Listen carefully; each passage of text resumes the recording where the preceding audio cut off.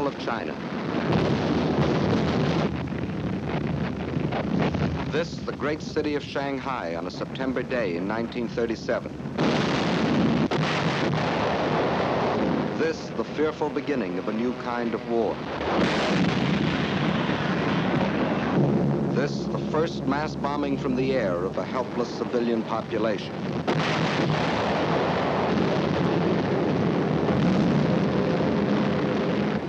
Why? Why are these innocent Chinese men, women, children to die beneath the hail of Japanese bombs? To find the answer to this question, we must first understand something about China and Japan. And to understand China, three facts must never be forgotten. China is history. China is land. China is people. Chinese history goes back for more than 4,000 years. That's a long time. It was only 168 years ago that Washington crossed the Delaware. Only 452 years have passed since Columbus discovered America. It's 1,500 years since the world saw the fall of the ancient Roman Empire. 3,400 years have gone by since Moses received the Ten Commandments. 3,700 years have passed since the pyramids were built.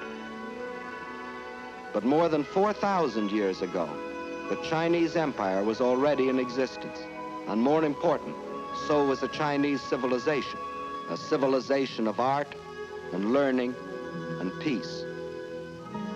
Yes, China is history. And China is also land, more land than the entire continent of Europe, a third larger than the United States, and rich in raw materials. This vast area consists of China proper and 4 outer provinces. To the north is Manchuria, huge and desolate, but abounding in raw materials. Next to Manchuria are Mongolia and Xinjiang. Here lies the Gobi Desert, a vast plateau twice the size of Texas, inhabited by nomad tribes who lead their camel caravans back and forth over ancient trade routes. To the west is Tibet, the icy roof of the world, its borders encompassing the eastern end of the Himalayan mountains, the mystery land that few have entered. And from these vast mountains of the west rise the 3 great rivers. The northernmost of these is the Huanghe, the Yellow River.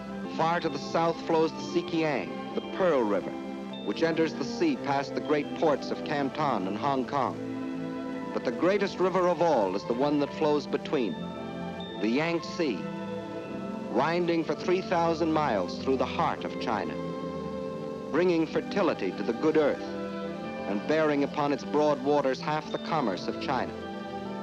Yes, China is land, next to Russia, the largest country in the world. But most important,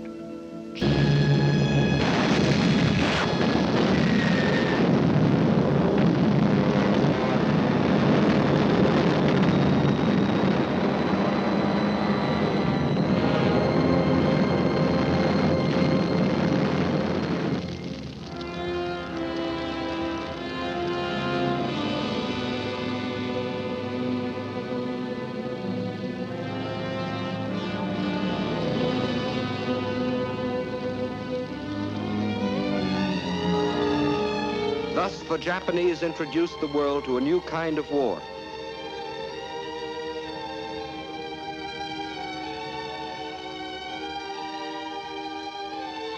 A war of deliberate terrorization, of deliberate mass murder, of deliberate frightfulness.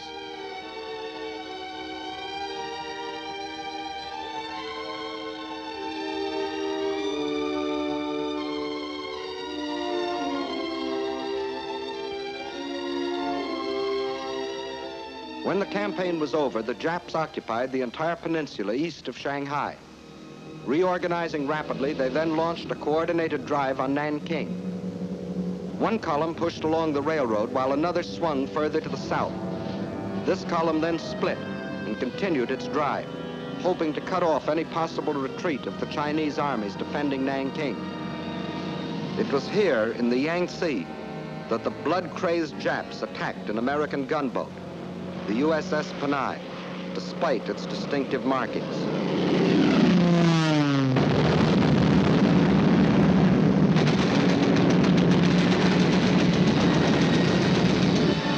The ship was bombed and sunk with the loss of American lives.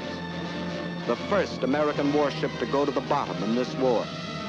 But officially, at least, this was a mistake, and the Japanese government apologized. Meantime, at Nanking, the Chinese armies valiantly defended their city, which was the capital of the Chinese Republic.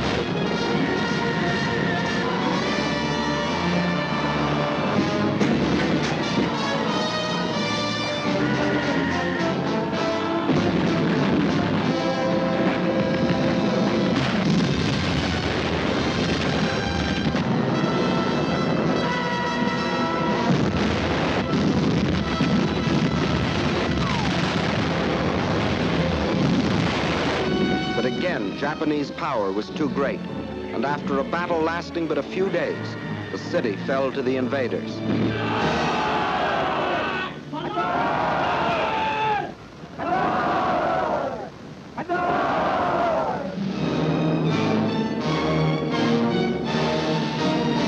In their occupation of Nanking, the Japs again outdid themselves in barbarism.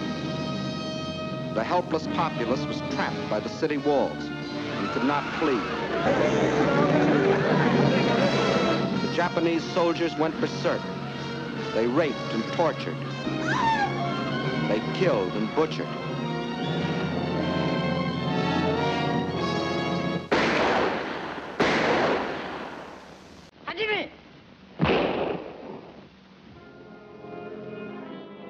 In one of the bloodiest massacres of recorded history, they murdered 40,000 men, women, children.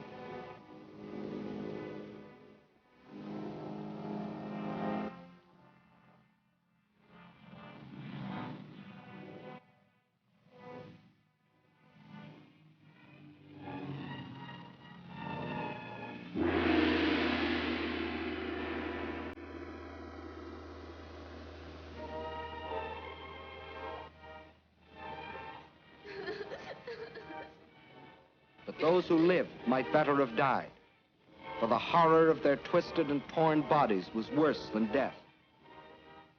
These scenes were photographed by an American missionary and smuggled out of China after the rape of Nanking.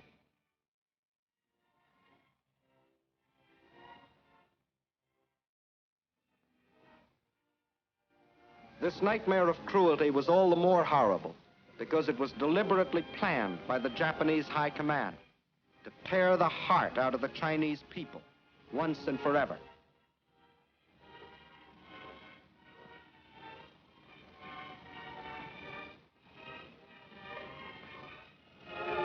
And then it happened.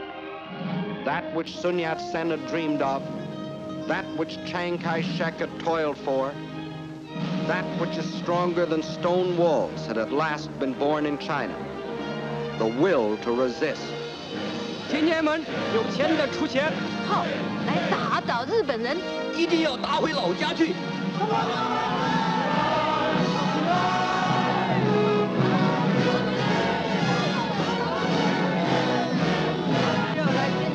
In their last bloody blow, the Japanese had accomplished what 4,000 years had failed to bring into being: a united China, an aroused China.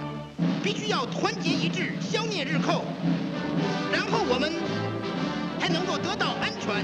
担着神圣救国的责任，应该贡献我们所有的力量，为求生存和独立而抗战，为反抗帝国主义残暴，坚决抵抗，我们一天不停，让我们大家前进，反抗到底。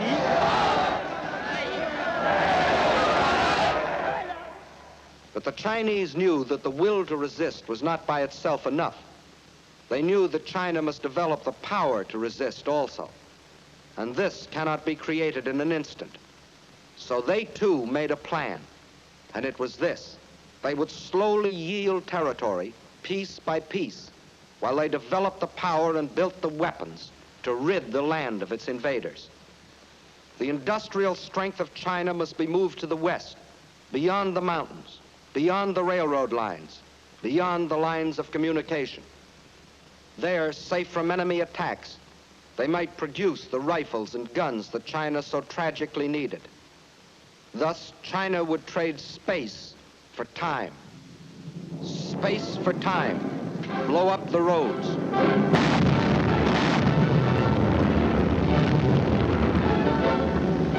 Space for time. Scorch the earth.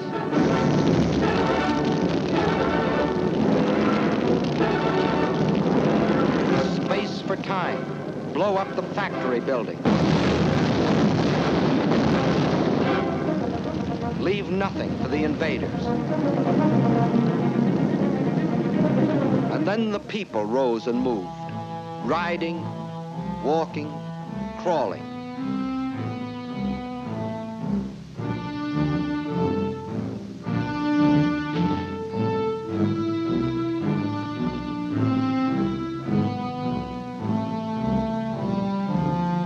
$30 million of them, spontaneously driven by an epic impulse, rose and made their way westward.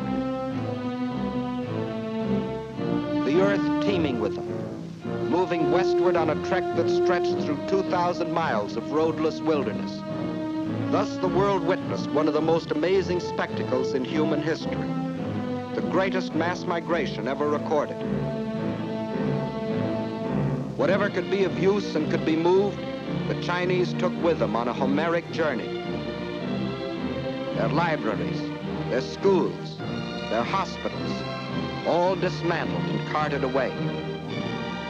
The machinery from over 1,000 factories, weighing over 300 million pounds, was moved away in trucks and ox carts and on their backs, 2,000 miles away, 2,000 miles westward. Wherever they could, they gathered along the few remaining railroads, waiting, hoping for some chance to ride part of the way toward their westward goal. And when they had packed the last train with the last ounce of humanity and machinery, the tracks themselves were taken up, rail by rail, tie by tie, to be transported westward, to leave nothing for the enemy.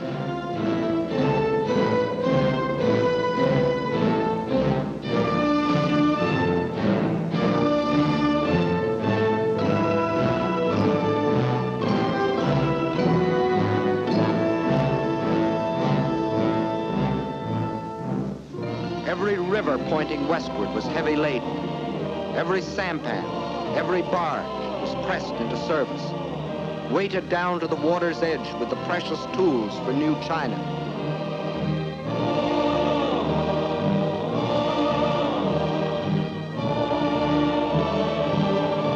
Nothing could stop them, not even the rivers that narrowed into mountain gorges. Westward with their loads of machinery, more precious than gold.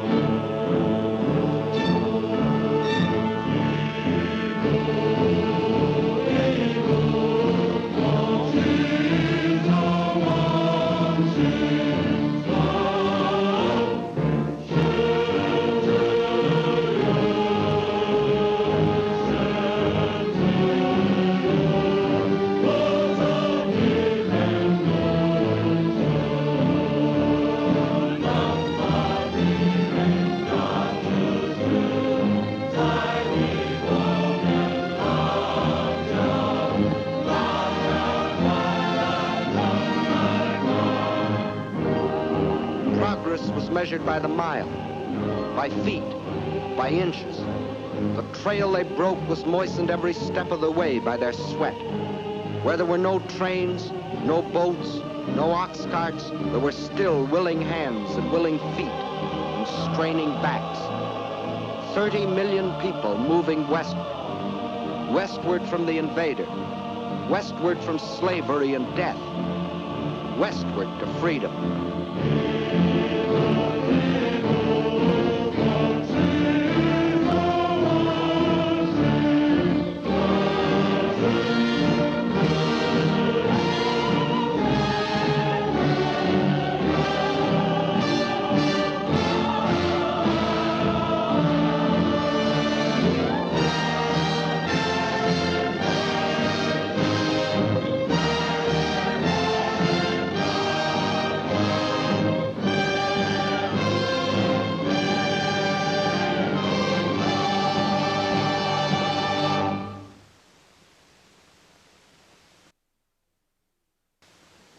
Now in the free mountain lands of the West, ancient cities sprang into fresh and modern life. Chief of them all was the new capital of free China, Chungking. Here on the cliffs high above the Yangtze River, the Chinese had reestablished their government. They knew, however, that the people of the city would not be safe from Jap air raids. The memories of Shanghai were fresh in their minds. And in the sandstone cliff on which the city is built, thousands of workmen rushed the construction of enormous caves as shelters for the people and for the pitifully few machines, more important than life. To the Japs, Chungking became the heart of the Chinese nation they were determined to conquer. Destroy Chungking, and they would break the spirit of New China.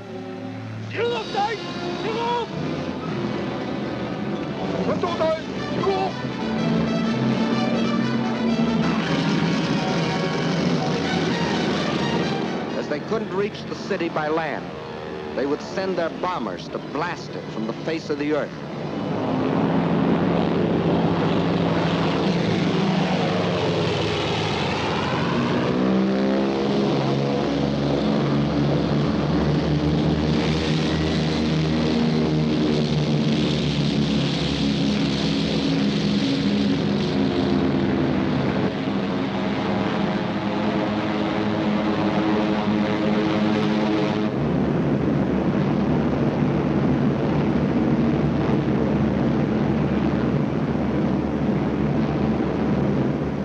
These Japanese armadas, slow and obsolete Chinese planes made a suicidal attempt to defend Chungking.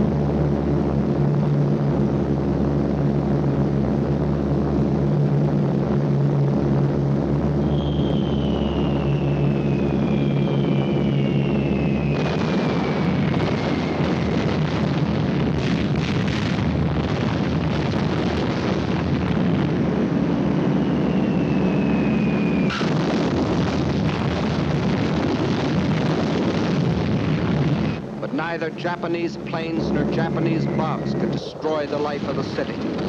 For not only the people, but the factories had gone underground, where the vital machines could operate by day and by night, safe from bombs and shrapnel.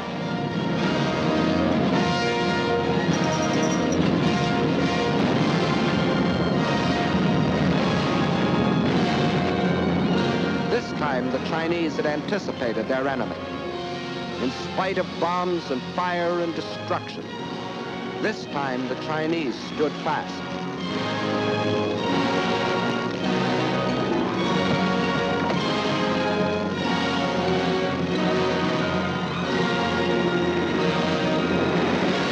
Flaming Chungking became the symbol of their indestructible spirit.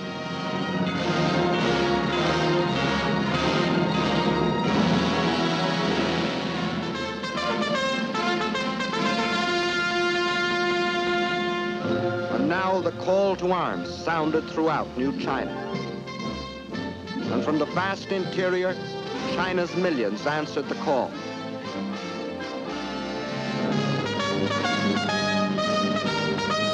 They came from the south and from the north, from the east and from the west, to form a people's army. With a new faith in their hearts, men and women left their homes and farms to fight for something bigger now than each man's home and each man's farm and each man's life. They were fighting for New China.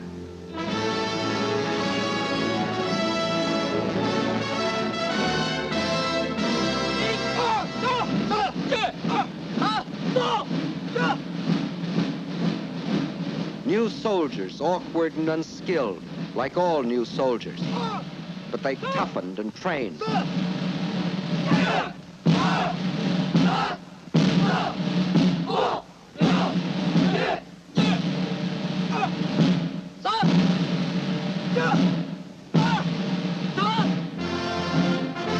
They learned the discipline and order of drill. They knew they must strike and strike hard. They learned to kill. The youth of China also came forward, training to care for the sick and the wounded. Girls joined their husbands, brothers, and sweethearts in uniform.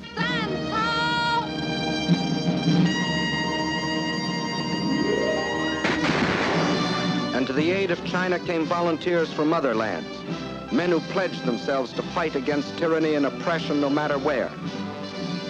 Americans like the legendary Colonel Chenault and his Flying Tigers, who, with their few American planes, were knocking down enemy planes at the fantastic ratio of 20 nips to 1 of their own.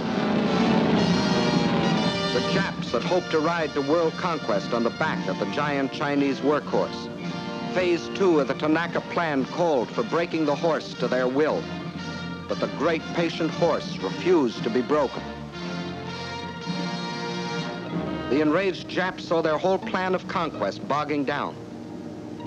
So they set out to drain the giant's strength by cutting the arteries through which flowed China's lifeblood of supplies. They penetrated along the rivers. Railroads destroyed by the Chinese were rebuilt with slave labor as the Japanese moved inland to secure control of key rail lines and important communications. And China's supply lines from the outside world were cut off by Jap warships blockading the coast. The Japanese strategy was the isolation of China. Port after port was occupied. This meant China was being cut off from supplies she couldn't manufacture for herself, supplies she was getting from her Western friends. Without oil, gas, guns, and planes, China was doomed. With the whole of the Chinese coast in the hands of the Japs, there would only be 2 routes over which to bring the vitally necessary materials. From Indochina, a narrow-gauge railway ran inland from the sea to Kunming, connecting with a truck road that went to Chungking. But its capacity was limited. And then there was the old trail of the camel caravans from Russia across the Gobi Desert, which could bring in even less. Not only did these routes provide too little for China's needs, but they were too near Jap territory to be safe. There was only one other possibility. In Burma was a railroad that ran from the port of Rangoon to Lashio. Separating it from the truck road at Kunming were hundreds of miles of high mountains and deep river gorges. If this stretch of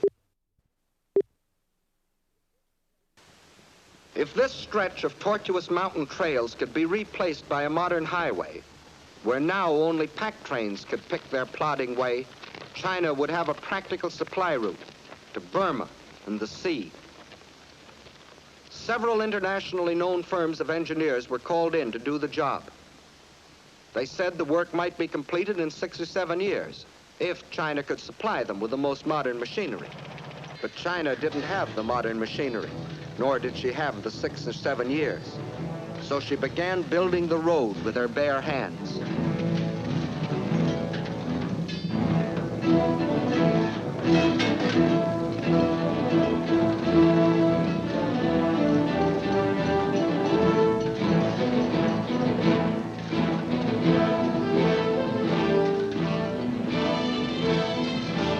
By thousands, by tens of thousands, by hundreds of thousands, they toiled at the back-breaking task of carving this desperately needed supply line out of the reluctant mountains.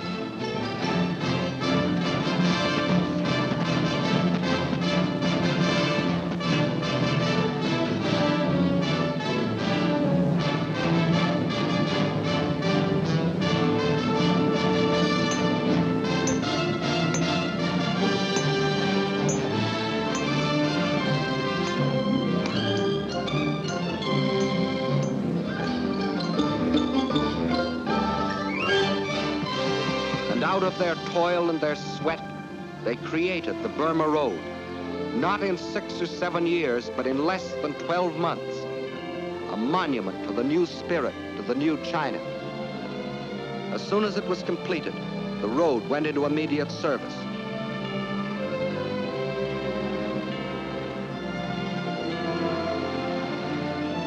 By thousands, the trucks shuttled back and forth between its terminals,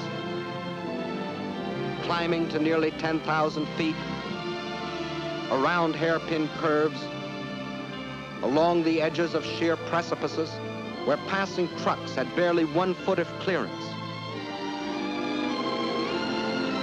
And the blood plasma of new supplies flowed steadily over China's lifeline to the sea, protected by Colonel Chennault's incredible flying tigers. But Chinese sacrifice cannot be measured only in miracles of construction.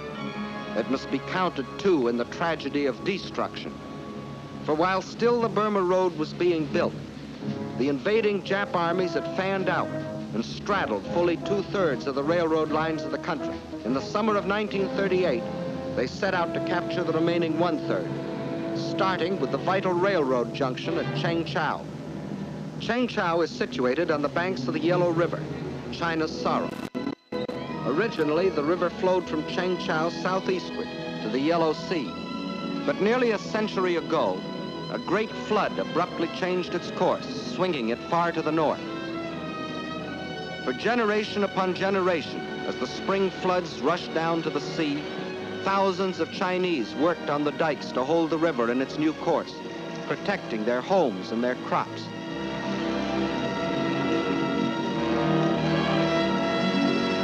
Now, as the Japs advanced on Chengchao, the Chinese blew up the southern dike of the Yellow River, thus loosing a flood between themselves and the Japs.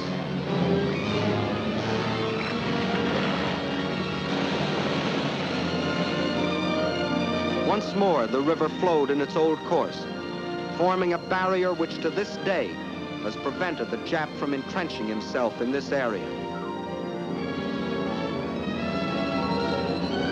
Thus, once more, with no thought of the human sacrifice or the material cost, the Chinese traded space for time. And the Chinese had still other tricks to pull from their patched and faded sleeves. You will notice that this map of Jap conquests doesn't look like the military maps you have seen in the previous films. By all military standards, it should have looked like this, which is the way the Japs wanted it to look. But the Japanese were learning that the occupation of Chinese cities and control of Chinese rivers and railroads still was far from meaning the subjugation of China. For the Chinese had formed themselves into guerrilla bands, trained to harass the Jap forces. These guerrillas were mostly farmers who had stayed behind on the land when the great migration to the west took place. Peaceful farmers one day, deadly fighters the next. They made an unpredictable and uncontrollable enemy.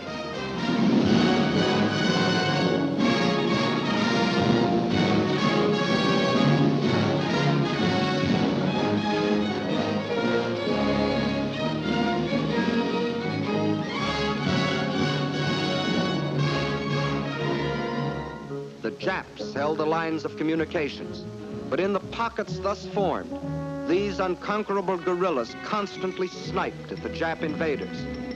When the Japs tried to annihilate them, they disappeared, only to reappear in another pocket.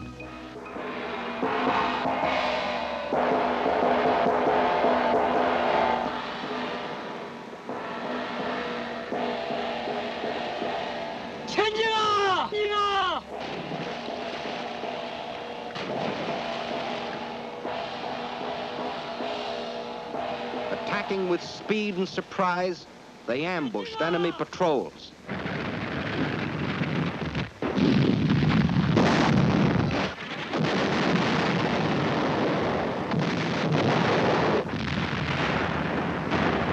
And the Japanese were fighting more than the Chinese people.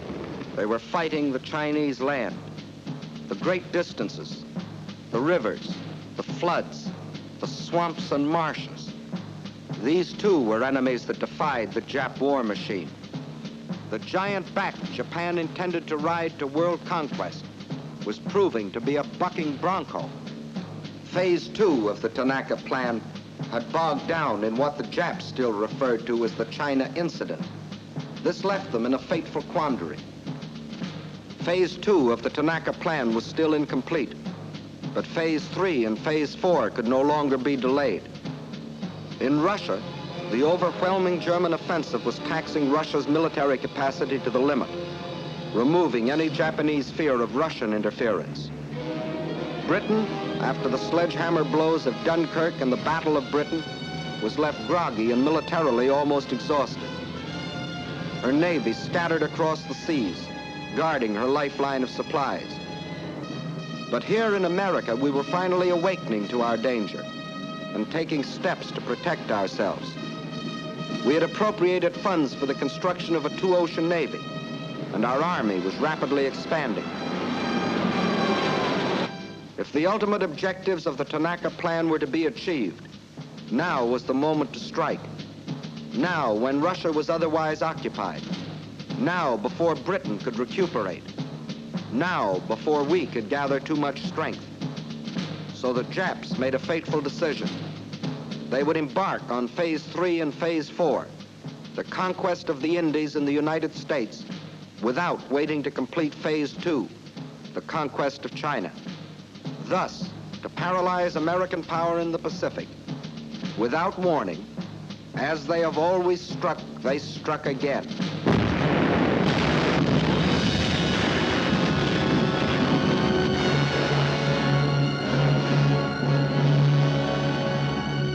According to all the rules, China's position should now be greatly improved. For in her war with Japan, China now had fighting allies. Ourselves, the British, the Dutch. But it didn't work that way for China. For in those tragic early months of 1942, when we sustained defeat after defeat at the hands of our common enemy,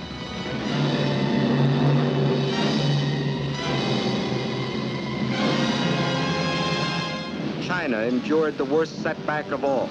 Out of our defeats, China lost the Burma Road.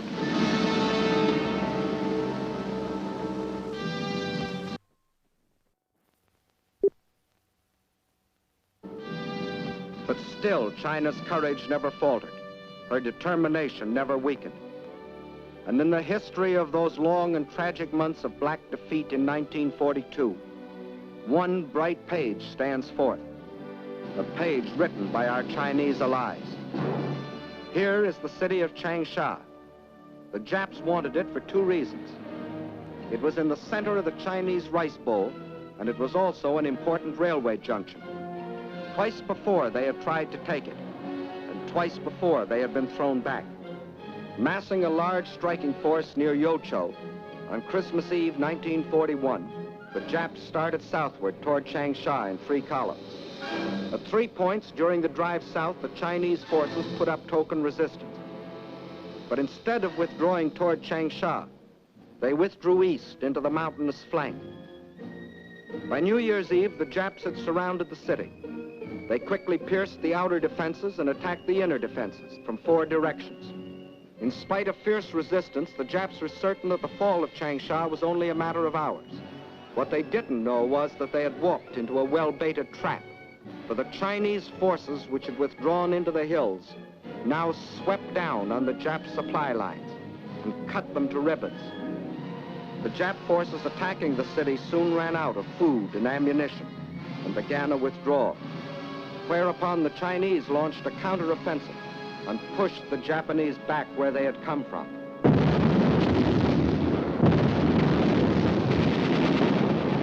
The Jap column was forced to run the gauntlet of continuous attack by the pursuing Chinese forces.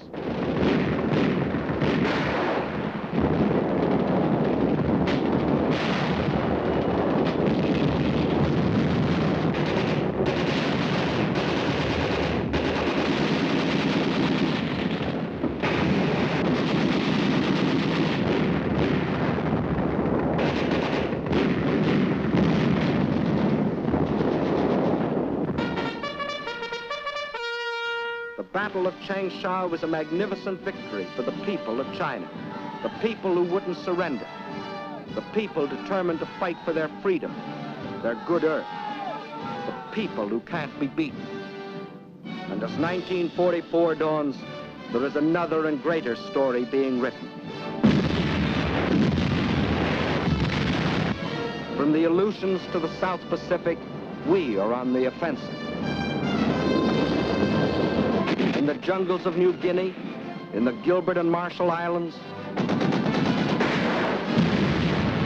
on the shores of New Britain, on the broad Pacific waters, Japan faces the daily expanding power of the nations she attacked.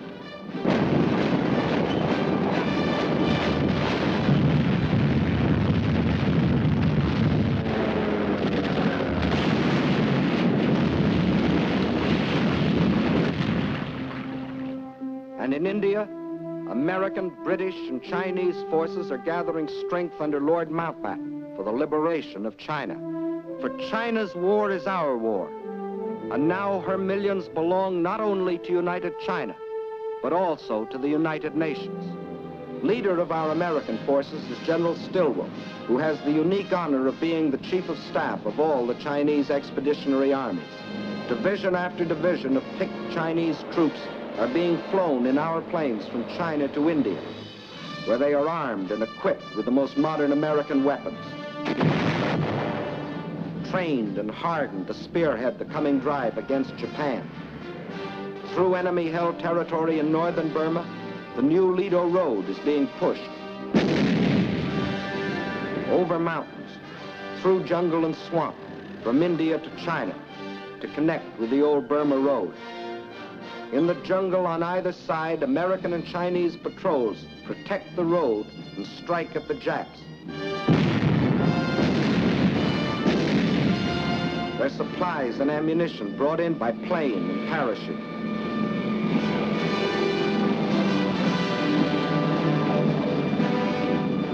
From fields in India, an air transport command plane takes off every 6 minutes, loaded with artillery, jeeps, ammunition, men and supplies for the armies of China.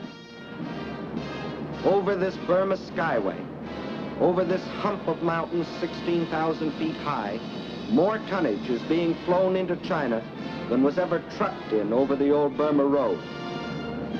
And in the skies over China, Japan faces new opposition. Young Chinese, many of them trained on the fields of Arizona, New Mexico, California, fly and fight beside their American comrades. the fighters and bombers of the Chinese Air Force and those of General Chennault's 14th Air Force today fly far and wide over China,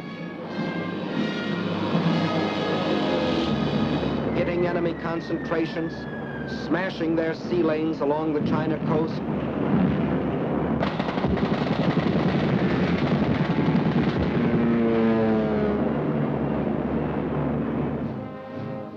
the same people that moved a nation 2,000 miles, that built the Burma Road, are building airfields out of stones, mud, and patient, tireless hands.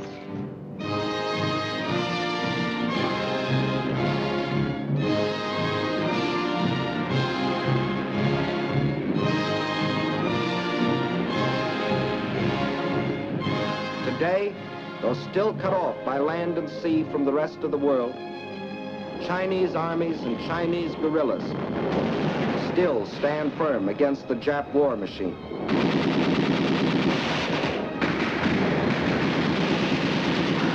The oldest and the youngest of the world's great nations, together with the British Commonwealth, fight side by side in the struggle that is as old as China herself, the struggle of freedom against slavery, civilization against barbarism, good against evil. Upon their victory depends the future of mankind.